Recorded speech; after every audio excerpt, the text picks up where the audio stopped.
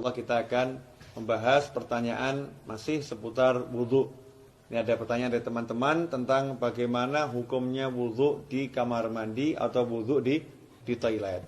Karena tidak semua orang punya ruangan khusus untuk wudhu. Dan memang anehnya kita ini ya.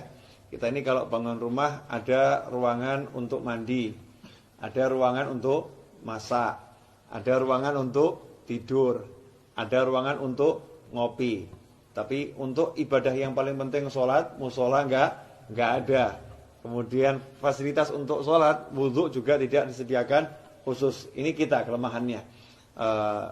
Menyikapi hal itu, maka timbul pertanyaan, kalau wudhunya tidak di ruangan khusus, ya tidak di ruangan khusus untuk wudhu atau enggak punya padasan. Kalau orang Jawa dulu punya padasan ya, gentong yang ada lubangnya di bawah, taruh di halaman untuk minum atau untuk wudhu. Kalau enggak punya seperti itu, adanya kamar mandi, adanya toilet, atau ketika di mall atau di pasar, wudhunya tidak di tempat khusus wudhu, tidak di luar ruangan, tapi di dalam toilet, di dalam kamar mandi atau di dalam WC kalau bahasa umumnya ya. Kira-kira seperti apa? Sah tidak wudhunya?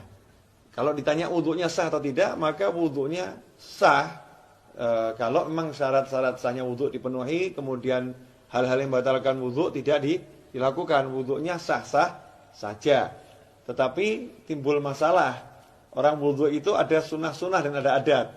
Di antara sunnah-sunnahnya adalah membaca Bismillahirrahmanirrahim di awal wudhu seperti yang sudah dijelaskan.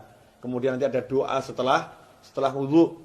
Dan ada adab-adab yang diajarkan oleh para ulama. Ada ulama-ulama yang menyusun doa-doa ketika basuh wajah, doa ketika berkumur, doa ketika membasuh tangan, doa ketika membasuh kaki, seperti yang dijelaskan oleh Imam Ghazali dalam kitabnya Bidayatul Hidayah. Jadi memang doa-doa itu tidak diajarkan Rasulullah SAW, tapi orang diajarkan untuk berdoa kapanpun ya. Apalagi kalau doa ini dari para ulama. Lantas bagaimana kita mau membaca doa di dalam kamar mandi? Atau kita mau membaca Bismillahirrahmanirrahim sedangkan di dalam kamar mandi. Sementara kita ketahui Nabi kita Muhammad SAW mengajarkan agar kita tidak membaca lafzul jalalah, asma Allah, atau ayat-ayat Al-Quran, atau doa-doa di dalam toilet, di dalam kamar mandi. Emang apakah ada sumber hadisnya? Ada. Kita semua tahu baginda Muhammad SAW itu punya cincin. Ya, punya cincin. Khatiman min fiddah, dari perak. Ya, Rasulullah punya cincin dari perak, yang cincin itu fungsinya sekaligus sebagai stempel. Ya, fungsinya sebagai stempel. Dulu Rasulullah SAW tidak punya cincin, tidak punya stempel. Tapi ketika sahabat mengatakan, nih raja-raja yang pembesar-besar non-muslim itu kalau dapat surat, tidak ada stempelnya tidak mau terima. Ya, mereka tidak akan menerima surat kalau nggak ada stempelnya. Rasul pun mengikuti, kalau begitu buatkan saya stempel. Ya, buatkan saya stempel. Maka dibuatkan stempel, bunyinya Muhammadun Rasulullah. Ya, Muhammadun Rasulullah. Jadi Allahnya paling atas. Berupa cincin dari perak. Ketika Rasulullah wafat SAW, setelah wafatnya Rasulullah, cincin itu dipakai oleh Sayyidina Abu Bakar As-Siddiq radhiyallahu anhu. Setelah wafatnya Sayyidina Abu Bakar dipakai oleh Sayyidina Umar ibn Khattab. Kemudian dipakai oleh Sayyidina Utsman bin Affan radhiyallahu anhu. Nah, ketika dipakai Sayyidina Utsman, cincin itu jatuh ke Bir Aris. Ya, sumur Aris. Ya, kemudian tidak ditemukan lagi.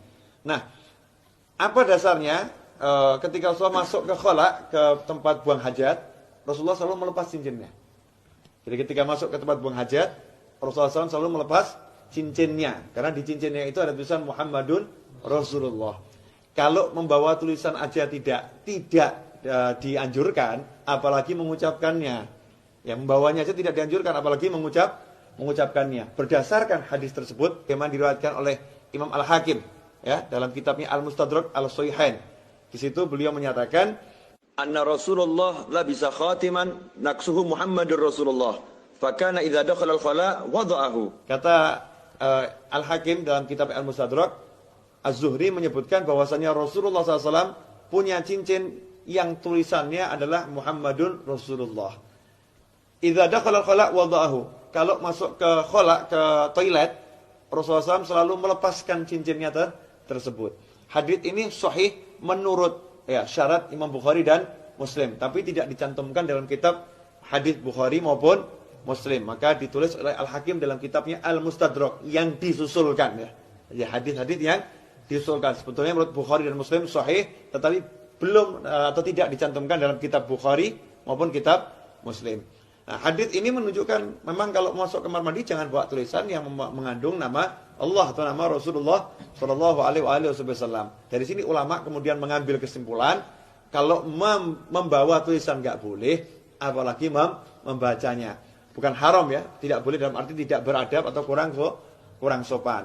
Karena itu seyukyanya jangan berwudu di toilet, seyukyanya.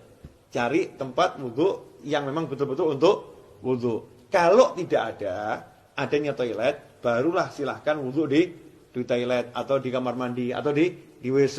Tapi kalau wudu di kamar mandi, toilet atau WC, jaga adabnya. Apa adabnya itu? Ya satu, jangan membaca asma Allah. Cukup dibaca di dalam hati. Lantas bagaimana dengan doa setelah wudu? Ya doanya dibaca di luar kamar mandi. Jadi selesai wudu langsung keluar baca doa setelah wudu. Atau bismillahnya dibaca di luar dulu. Bismillahirrahmanirrahim, masuk langsung wudu juga. Nah, dengan begitu maka sunnahnya tidak hilang. Tetap bisa melaksanakan sunnah-sunnah yang dianjarkan oleh Nabi Muhammad sallallahu alaihi wasallam. Insyaallah sedikit ini barokah dan jangan kemudian jadi jalan justru.